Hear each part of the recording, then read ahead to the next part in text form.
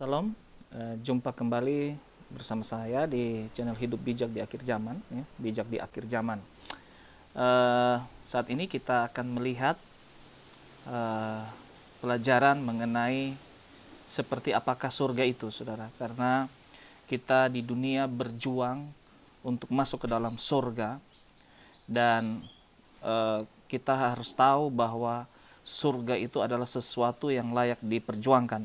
Tetapi ada beberapa orang yang bingung, saudara, dengan beberapa masalah di dalam istilah-istilah yang digunakan oleh Alkitab, dan seperti apakah surga, sehingga mereka mencari jawaban dengan cara bertanya ke sana kemari, sehingga saya juga sempat ditanyakan mengenai persoalan-persoalan ini. Dan oleh karena itu saya merasa penting sekali bagi kita semua mungkin yang belum tahu untuk mengerti dengan benar beberapa pengertian dan beberapa penggambaran dari surga.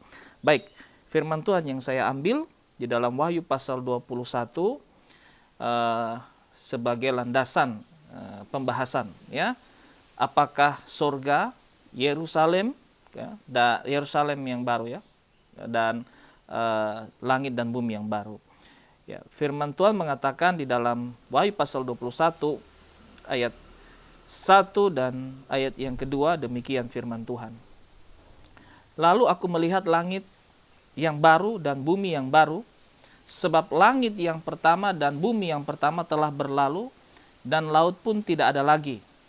Dan aku melihat kota yang kudus, Yerusalem baru, turun dari surga dari Allah, yang berhias bagaikan pengantin perempuan yang berdandan untuk suaminya. Nah, saudara, firman Tuhan mengatakan bahwa setelah masa kerajaan 1000 tahun damai, ya, jadi setelah masa antikris ada masa kerajaan 1000 tahun damai, lalu langit dan bumi yang baru itu Tuhan ciptakan, karena yang lama itu sudah berlalu, dikatakan, ya. Nah, di situ ayat yang kedua juga dikatakan melihat kota yang kudus, Yerusalem yang baru, turun dari sorga. Nah, ini yang kadang-kala membingungkan. Ada langit bumi baru, ada kota yang kudus atau Yerusalem baru, dan sorga. Sebenarnya ini karena kesulitan orang mengerti, karena kesalahan atau kurang tepat dalam penterjemahan. Karena kata turun dari sorga, sorga ini sebenarnya ada pengertian yang lain, yaitu langit, ya.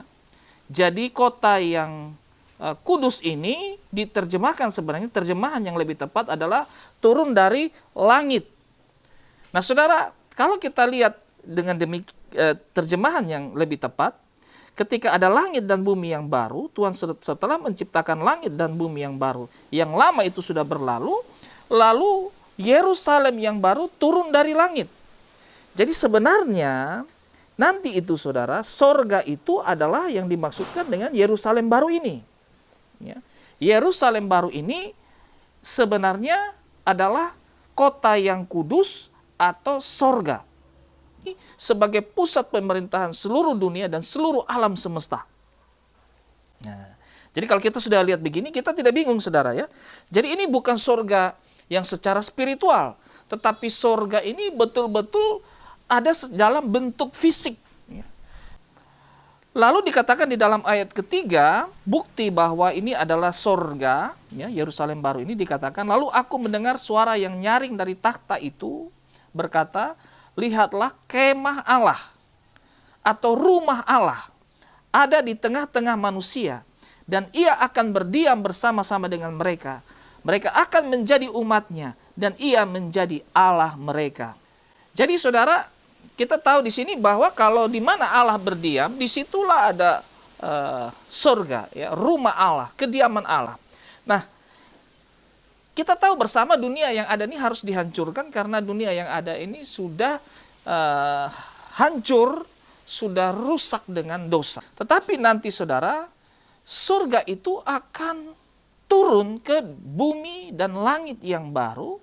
Dan kita pun firman Tuhan katakan di dalam 1 Korintus pasal 15, ya, di dalam 1 Korintus 15 ayat yang ke-40 dikatakan, ada tubuh surgawi dan ada tubuh duniawi. Tetapi kemuliaan tubuh surgawi lain daripada kemuliaan tubuh duniawi. Jadi nanti saudara, kita diberikan tubuh surgawi. Ya, tubuh ini adalah tubuh yang tidak bisa binasa. Kalau saudara lihat tubuh kita sekarang, ini tubuh penuh dengan sakit penyakit, tubuh yang bisa capek, tubuh yang terbatas dalam segala hal. Tetapi tubuh surgawi itu dipersiapkan Tuhan untuk menempati surga atau kota Yerusalem yang baru yang turun dari surga, dan juga untuk menikmati langit dan bumi yang baru yang tidak binasa, yang semuanya serba sempurna, saudara. Ya, tubuh ini nanti tidak bisa capek. Tubuh ini dikatakan tidak bisa mati lagi. Tubuh ini Tuhan akan membuat tubuh yang luar biasa. Bahkan dikatakan kita tidak ada lagi air mata. Lalu saudara, apa yang kita lakukan nanti ya? Ada orang berpikir, apakah kita di surga hanya memuji dan menyembah Tuhan? Tentu tidak, saudara. Ya. Ayat Alkitab mencatat bahwa di surga itu kita juga ada perjamuan. Ya. Ya, saya carikan saudara. Ya, di dalam Wahyu pasal 19 ayat 9, firman Tuhan katakan, lalu ia berkata kepadaku, tuliskanlah, berbahagialah mereka yang diundang ke perjamuan kawin anak domba. Katanya lagi kepadaku, perkataan ini adalah benar, perkataan-perkataan dari Allah. Jadi kata perjamuan kawin ini artinya ada makan-makan, saudara. Ya, saya kasih bukti, saudara. Di dalam Lukas pasal 24, Tuhan Yesus memberikan contoh. Tuhan Yesus ketika bangkit dari antara orang mati sebagai yang sulung, ya, sebagai yang sulung dalam kebangkitan, tubuh surgawi Tuhan Yesus itu ketika bertemu dengan murid-muridnya di dalam Lukas pasal 24, ayat 42 dikatakan, lalu mereka memberikan kepadanya sepotong ikan goreng. Ayat 43, ia mengambilnya dan memakannya di depan mata mereka. Banyak orang yang salah persepsi bahwa kita di sana tidak ada makan minum. Ternyata Tuhan memberikan gambaran kita akan makan minum. Karena di sana ada perjamuan kawin anak domba, saudara. Tuhan Yesus sendiri kasih contoh, ketemu murid-murid, Tuhan Yesus makan ikan goreng. Jadi kita di sana ada perjamuan, saudara. Di dalam 1 Korintus 2 ayat yang ke-9, tetapi seperti yang ada tertulis, apa yang tidak pernah dilihat oleh mata dan tidak pernah didengar oleh telinga dan yang tidak pernah timbul di dalam hati manusia, semua yang disediakan Allah untuk mereka yang mengasihi Dia. Tuhan memberikan yang tidak pernah dilihat oleh mata dan tidak pernah didengar oleh telinga, tidak pernah timbul dalam hati manusia. Ini berbicara mengenai surga yang akan datang, mengenai langit dan bumi yang baru, mengenai Yerusalem yang baru, saudara. Itu sebabnya tidak pernah dilihat oleh mata. Tapi kita seringkali menerjemahkan ini sebagai berkat-berkat jasmani yang ada di dunia ini. Ini sebenarnya kurang tepat, ya. Sebenarnya tidak pernah dilihat oleh mata ini di dunia kita sudah lihat semua, ya. Semua, apalagi era internet, ya, era digital ini, kita bisa lihat semua keindahan dunia melalui YouTube, ya, melalui televisi, ya, melalui semua media-media sosial yang lain. Ya, kita bisa lihat National Geographic atau apapun. Tidak ada satu tempat di dunia yang kita tidak bisa lihat sekarang, saudara. Tetapi firman Tuhan mengatakan yang akan datang nanti itu tidak pernah dilihat oleh mata. Sesuatu yang lebih baik daripada yang terbaik yang pernah ada di dunia ini. Yang tidak pernah didengar oleh telinga. Yang lebih baik daripada yang saudara pernah dengar. Mungkin kalau saudara tidak pernah lihat, saudara pernah dengar.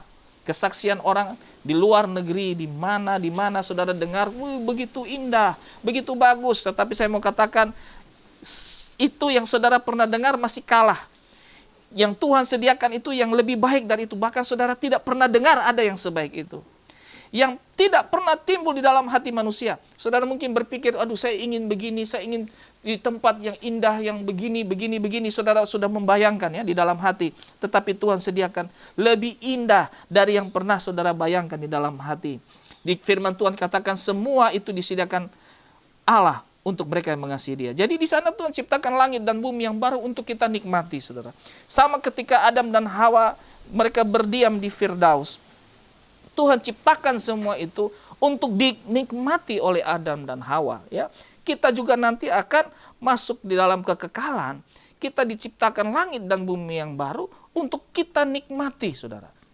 Ya, ini saya bahasakan secara bahasa sehari-hari. Bisa saja di surga nanti kita juga bisa saja jalan-jalan, ya, karena Tuhan ciptakan alam untuk dinikmati. Kita menikmati pemandangan alam yang luar biasa indahnya, ya.